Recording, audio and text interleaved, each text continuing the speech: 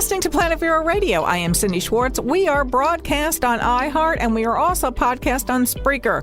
I've got my co-host Jeannie Roller on Skype with me from Indiana. I also have John and Lynn on Skype with me from the Louisiana area, so hopefully their Skype will hold out because Ida just went through, and it is what it is. How are you guys doing today? We're going to talk today. Jeannie's idea is about audio and videotaping surgeries. And so we've got some interesting information about that. One of the things that I know that we've all said that every surgery should really be videotaped, kind of to cover yourself, so you have a copy of what actually went on. But the downside to that is, we all agree, if we're not the ones in charge of that actual video recording, then it can be edited in the blink of an eye. So you're not, whoever they is that don't want to see whatever happens, it can just be edited right out and that's it. So we don't know. Myself personally, I don't know if that's such a great idea or what the idea is, if we should have our own personal video recording equipment in with us. Some people have told me that. Don't ever go to a doctor appointment without having some videography there. A lot of places don't allow it. So Jeannie Rollo, I'm going to let you take off. Well, this article is from 2015, written by Melissa Bailey. Should patients be able to record their surgeries? And, it is like you say, Cindy, that there are ups and downs. If they are in charge of recording, then of course they can edit. But they won't allow, most hospitals will not allow private people to record because they have a whole host of non-real excuses to say no. Right. The big thing is they say that it is an invasion of their privacy. And how is that? Who's naked and who's not?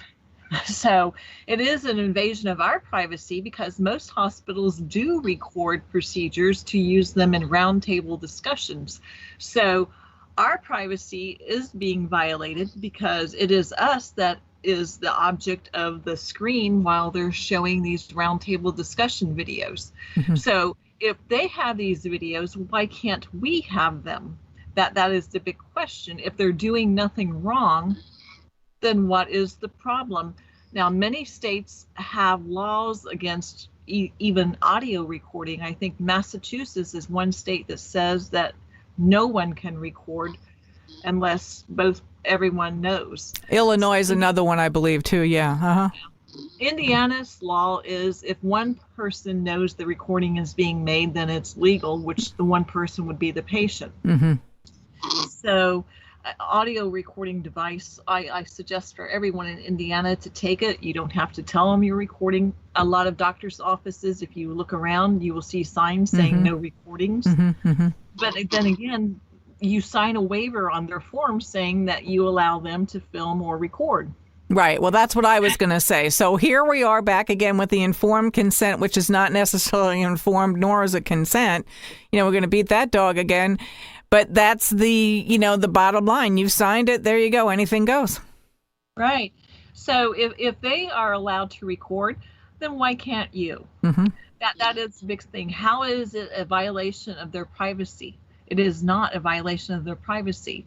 They are afraid that people will use them for malpractice suits. Well, why can't we? If they do something wrong, why can't we have the audio or video proof that they did something wrong? It is just that they want to keep everything such a secret. They do not want people to be aware of what happens, especially pre-op and post-op. They do not want people to know what happens. They don't want you to know how your dignity is violated. That is the big thing. They do not want you to hear the conversations that they have during surgery. That is the other thing. But on the flip side, if they're not talking about going out and drinking after surgery or having drunk the night before, then wouldn't they be paying closer attention to what they're doing? Well, you know what? You and I had that conversation that I'll let Lynn and John pipe in too for a second. I read this one article that was talking about that, and I'm going to look for my notes real quick. And it was about how it was on biomedcentral.com, and it was published on November 6, 2018. And it was a Swedish story about how they did audio recording and or video and audio together, and they found, that the ones that just had video were worse complications than if also the audio was included, because that way you could hear what everyone said, and so they stayed to task. Right. So if they were held accountable for what they were saying, then they stayed on task. If they knew that anyone was going to be able to listen what they were actually saying rather than just watching what they were doing. So, I mean, maybe that's kind of human nature too. Lynn, what do you think? What are your thoughts?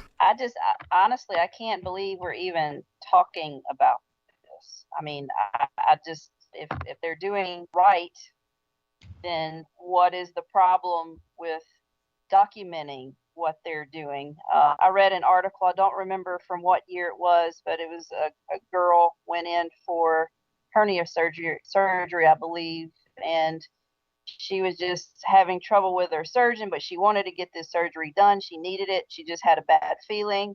And so she snuck a little recording device in the braids of her hair. Mm-hmm. And what she caught was just utterly disgusting, because she caught the surgeon mentioning, well, this is the patient that was causing so much trouble. And he actually said, do you think I should touch her there? You know, I remember meaning that. her sexual organ. So, of course, she wouldn't have known if she wouldn't have caught the recording, and I don't remember what happened to him, but he deserved whatever he got. So, you know, I think patients deserve to know what, you know, creeps are doing this to them and everything. So I just, like I said, I just can't believe we're even talking about it, but there should be something to protect the patient, you know, whatever. Well, one of the things that I found personally, and I've talked with both of you guys about this, is that I recently had an operation that they ordinarily would have done, a procedure. It's not an operation, a procedure that they ordinarily would have done in a hospital OR atmosphere. And I had it in an outpatient clinic with basically no drugs and had no problem with it at all. And the surgeon was open to doing different things like that, also saying that a lot of doctors are doing this now because of the constraints that are going on with the ORs and with the hospitals, and that their hands are tied because of some of the rules that these facilities have that the doctors have no say over. So I think that's one of the things that lends itself to patients having more control, is to be able to find these doctors that will do this.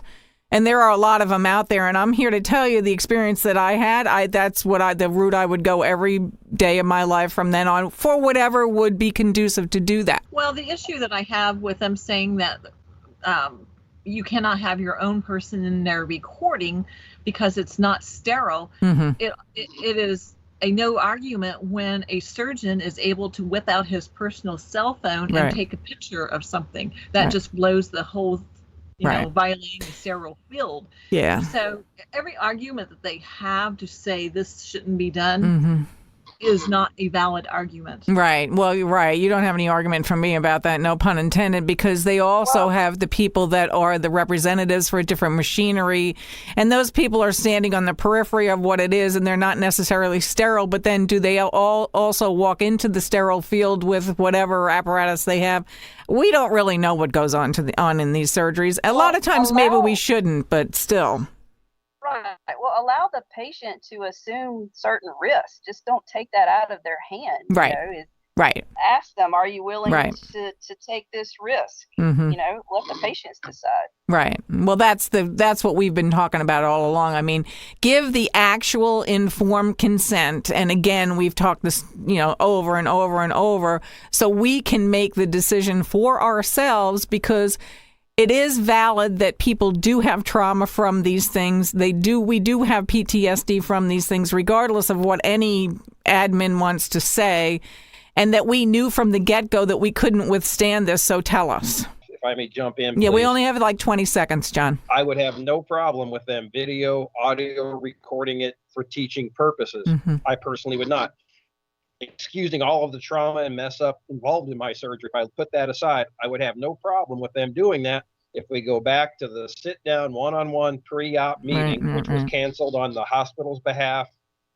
In my case, they just simply said, we're going to do this. Are you okay with it? Back to the informed consent that you just mentioned. Right. And so stay tuned on Planet Vero Radio. We'll be right back.